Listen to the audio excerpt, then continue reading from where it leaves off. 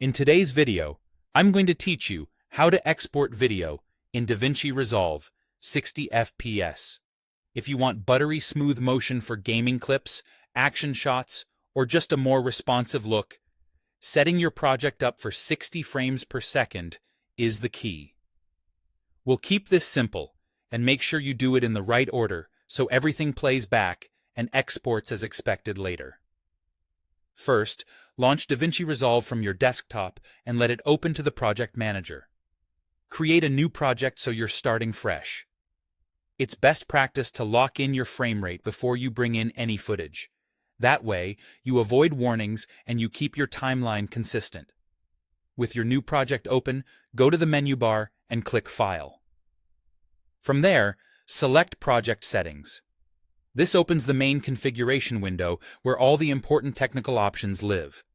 You should land on the Master Settings tab by default, which is exactly where we need to be. In Master Settings, look for Timeline Frame Rate. This tells Resolve how many frames per second your timeline will use for editing and, down the line, for export. Right below it, you'll also see Playback Frame Rate, which usually follows whatever you set for the timeline. Open the Timeline Frame Rate dropdown and choose 60 or 59.94 if you're working in regions or with cameras that follow the NTSC standard. Here's the difference in plain terms. 60 is a true, exact 60 frames per second, which some platforms and modern devices prefer. 59.94 is a fractional 60 used widely in broadcast and many cameras. If your footage was captured at 59.94, pick 59.94 to avoid subtle mismatches. If you shot at a true 60, select 60. Either one will give you that smooth look. Once you've made the choice, click Save. Saving now locks the frame rate for the timeline.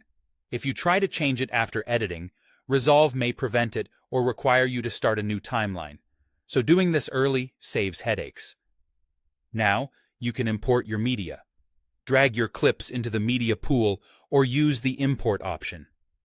If Resolve asks whether to change the project settings to match a clip's frame rate, choose not to change them if your goal is to keep a 60 or 59.94 timeline. Your footage will conform to the timeline and maintain smooth motion. That's it. Your project is set for 60 frames per second, which positions you for a clean, consistent export when you render later. Keep creating and enjoy that silky smooth playback.